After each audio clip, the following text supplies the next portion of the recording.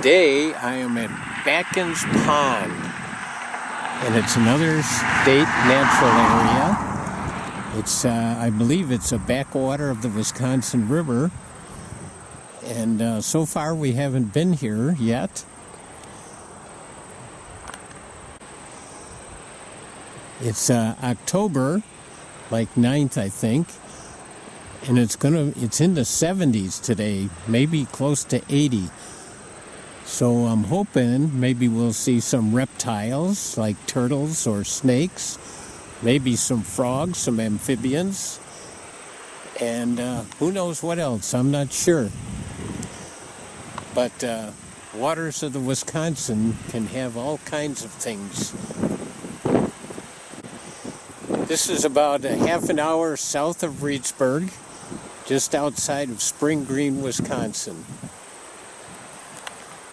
Right by the sign here, right off Highway 14, is a whole field of little bluestem, and a couple right here in front of me, big bluestem, but mostly little bluestem here. A whole field of it, very nice.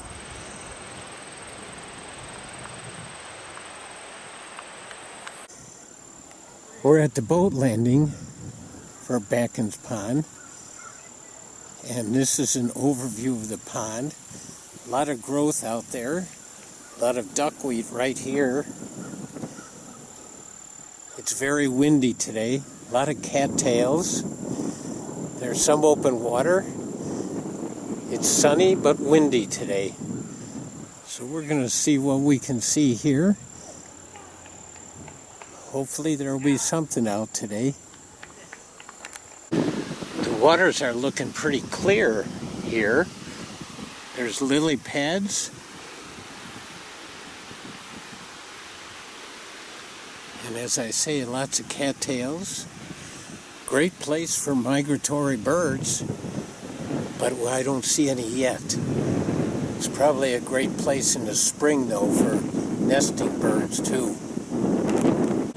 I'm getting out toward the big open area in the pond. And these little waves are little whitecaps. It's so windy out here. I see trees out ahead. Maybe the wind will be blocked by the trees as we get closer. We're a little closer to the cattails here, and they look like great habitat for nesting fish. It's a little bit deeper right here too. So bass, northerns, that'd be great around here. Well, I couldn't pass this spot up. This looks like something that's been made by animals. Maybe beavers, maybe muskrats. It's hard to tell because I can't see on the logs up there if they're beaver chews or just what they are. And I don't see any good tracks here either. But it sure is an interesting spot. And I've been told that there's supposedly pickerel weed here. This looks like could be pickerel weed, could be arrowhead plant, maybe both of them.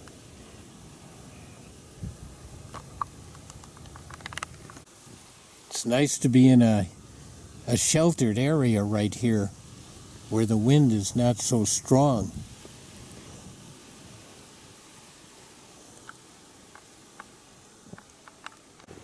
Among the pickerel weed here, looks like there's big stands, big stalks of wild rice.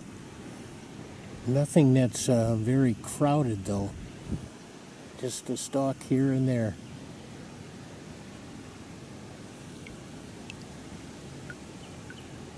This certainly seems like it would be on the flyway for ducks and geese. But so far I've seen a few ducks flying, but nothing in the water. It's a wonderful habitat, but maybe this is just the wrong time of the year to be out here. We'll keep going though. Here we have another mud area that looks like some kind of nest. And there's feathers around it, white feathers. And there's another clue, scat. That definitely is not goose scat. And it's not muskrat scat. So I'm going to have to check and see what beaver scat looks like. It's really pretty big. And looking closer at it, I don't see any bones or fur. So I'm thinking it's an herbivore, which would be another clue that it could be a beaver. It's on the edge of the water here. Interesting to find clues like this. Oh, I was just about to leave and then I thought of a dilemma. Why are there so many white feathers here if it's an herbivore?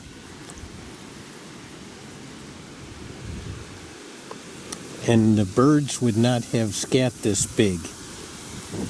So was something eating a bird here?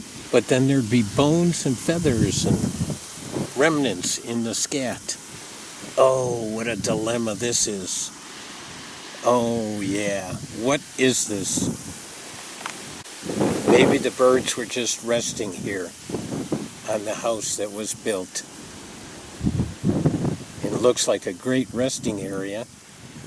And maybe something else was just resting there too.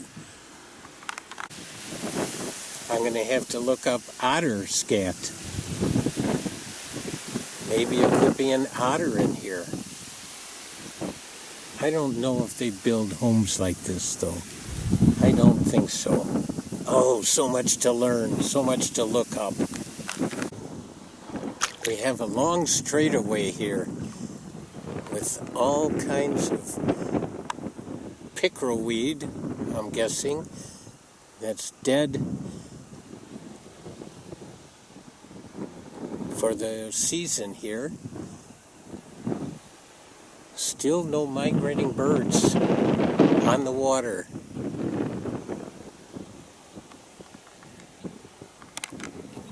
In another area, we have two of these mud houses. And these are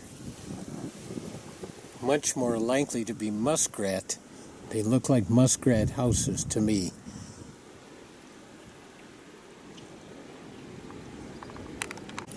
More stands of the wild rice in here,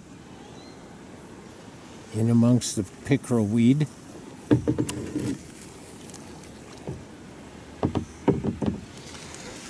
Much bigger stalks, more prevalent. There's some birds taking off, some ducks. Maybe I'm too loud. There's a couple birds.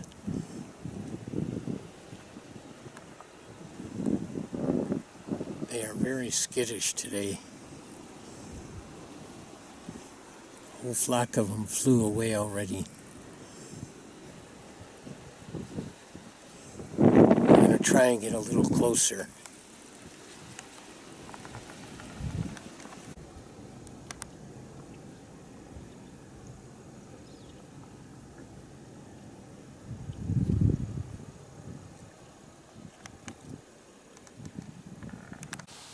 I know that they are in here. I saw them. And they go right into the weeds and disappear. This is a little cove.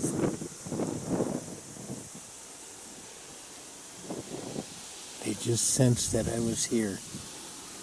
And they went into the weeds.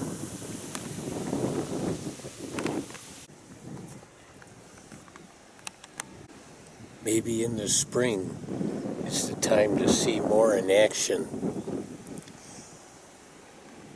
When I am still and the wind is not blowing, it's just quiet.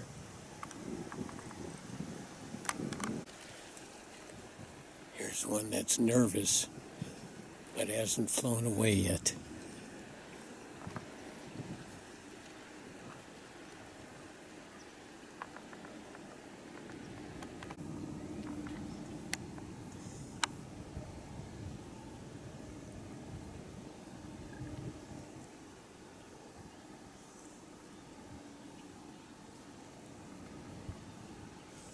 It's hard to get close to them.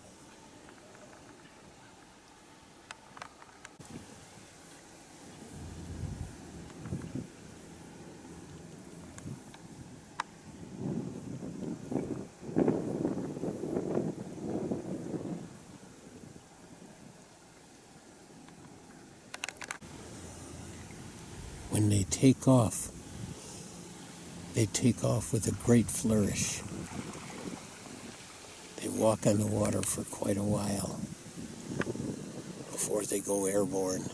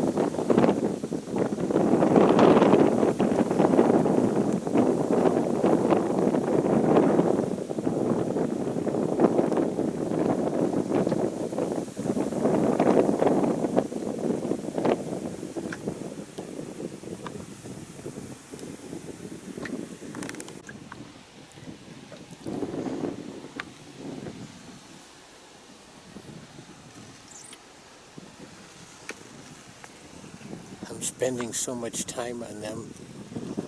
They're the only things that we're living around here right now. The rest are clues or lily pads, things that are dying for the winter.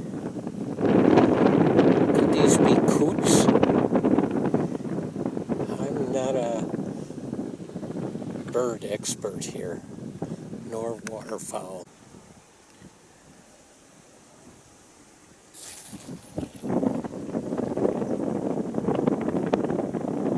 This one looks a little different. Maybe it's a young one.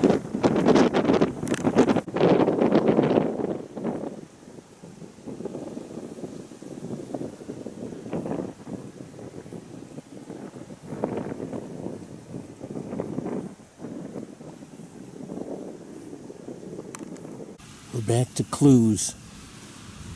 This is a much lower mound here, but nonetheless packed down. If it was down south, I'd think it was for an alligator, but I'm pretty sure there's no alligators around here. I don't see any tracks or scat on this one. So again, I'm thinking muskrat. This is perfect habitat for muskrats. There's an old dead tree next to this little clump of trees. Looks like a perfect spot for an osprey to overlook the whole pond and watch for food. We're coming to a stump. From far away, looked like it could have been some sort of giant water monster, a giant water horse. But it's a stump. It's nice to make up little fantasies. Wait a minute, is it moving? No, it's a stump. A reptile, a turtle on a log on this warm, sunny day in October. All is not lost. Some geese or ducks or coots, whatever they were, and a turtle. And from this angle, it doesn't look like a seahorse at all, or any kind of monster, just a stump. Well, I think I'm seeing the boat landing where I came in. I was a little concerned. There's so many ins and outs and different channels here. I thought I could get lost. Oh, I think I see an eagle. In amongst all these lily pads here, you see these, you might say, what is that? They're not sticks. They're not intestines. What they are the lily pad roots. They form big stalk-like things like this. And sometimes they come up, get uprooted. Coming in the shore, and I just had the thought that if a person really wanted to see more wildlife up close, they could just come out here and sit and just wait and be quiet, and they might see a lot more action. I just have trouble just sitting still. I gotta move around and explore. Besides the lily pads here, the undergrowth is very thick right here too. And the water is clear enough you can see the plants that are here.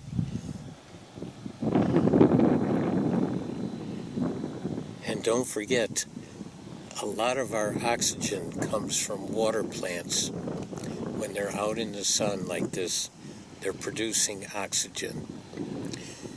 However, the downside is that this crowdedness, when the plants die in the winter time, they'll be using up oxygen from the water. So it won't be a very healthy place for fish in the winter.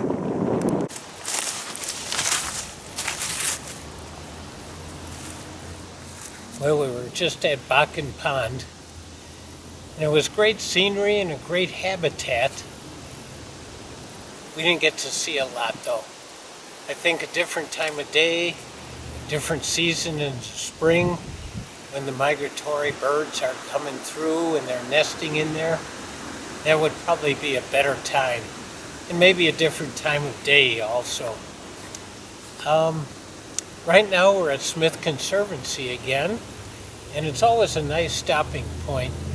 And you know, it's like I tell kids, you can go to the same place over and over again and never get the attitude about, oh, been there, done that, because there's always a chance of seeing something new. So we're just going to check out a little bit of Smith Conservancy here. It's just right outside of Reedsburg, across from Plinky's Pond, and it's just a very nice primitive nature area. All right, let's see what we can find. Little black squirrel climbing a tree. I think sometimes we take squirrels for granted. We don't appreciate them. They are smart, acrobatic, strong, all kinds of things. This is a great little marshy area. Springtime is full of mosquito larvae.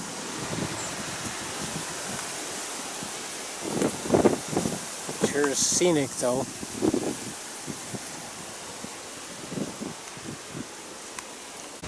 There's a big tree, but look at what's happening to it. It's got these grapevines going around it and going way up into it.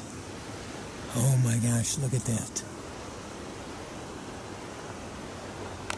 There's another little marshy, swampy area in here. And even though it's October 9th, I'm getting mosquitoes on me. It's 80 today. October 9th, and it's 80. and the mosquitoes are out. Oh, I couldn't pass up this log with all those mushrooms on it. Look at that. All those decomposers. Well, I haven't found one of these little guys in Smith Conservancy for years. A Blue Spotted Salamander. What a great find. And he's under a log, and I'm going to be careful when I put him back. I mean, I'm not going to touch him, because amphibians, salamanders and frogs, have a film on their skin, and if you touch them, they can take that off, and then it opens them to diseases. This time of year, the grasshoppers are getting big, and most of them are able to fly. Here's one.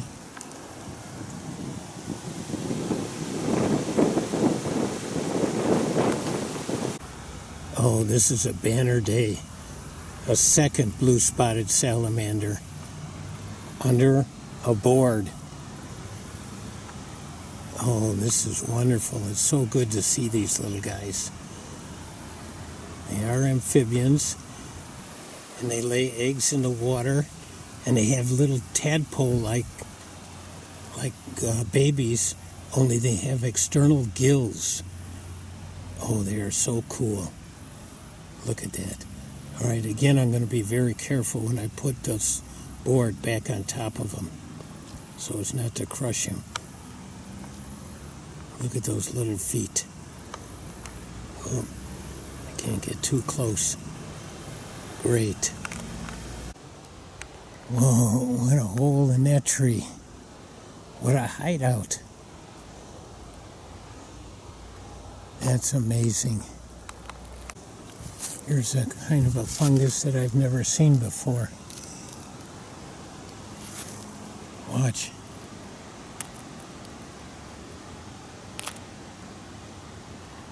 It's kind of like a puffball. The spores come out. Interesting one. Here's the bridge. We can cross over and then head back out.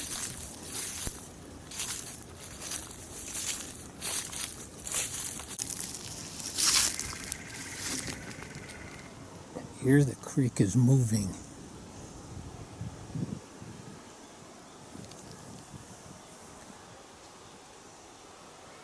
Very scenic along here.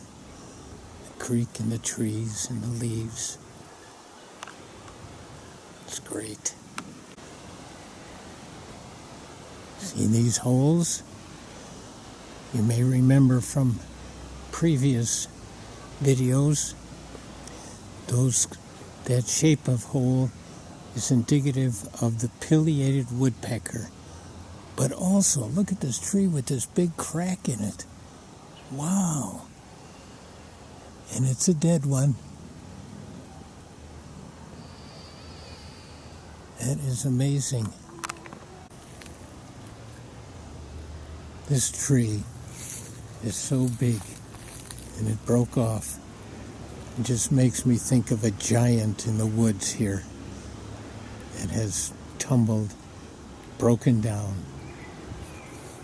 and now it's going to take years and years to break it into dirt, soil. Lots of decomposers will work on it. What a huge tree. The tree has fallen across the creek to make a wide enough path, bridge, to go over.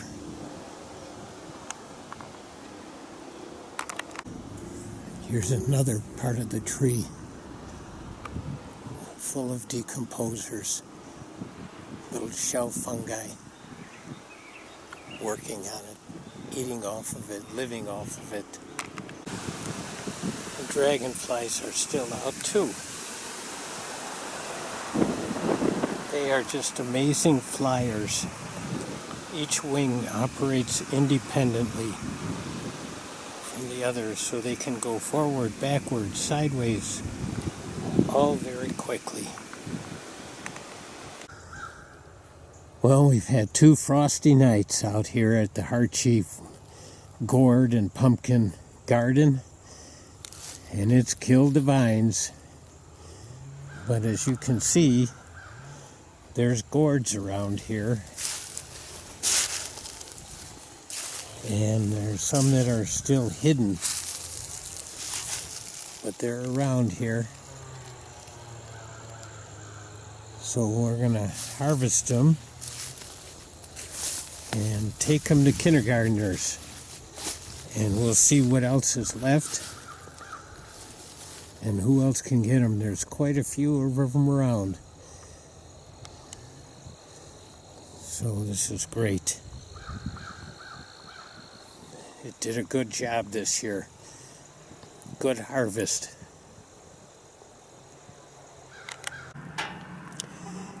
So here are some of them boxed up, and you can see there's a nice variety. All different kinds for the kids. It's just too bad they don't go out and have the opportunity this year to pick them themselves. They always like that, wandering through the vines and finding the greatest one. There's a couple more that I've picked out. There were 4 of these. These are awesome looking, but there were only 4 of these, and 2 pumpkins. It was a good year for them, though. They produced a lot, enough for the whole kindergarten class in the district, and St. Peter's and Sacred Heart.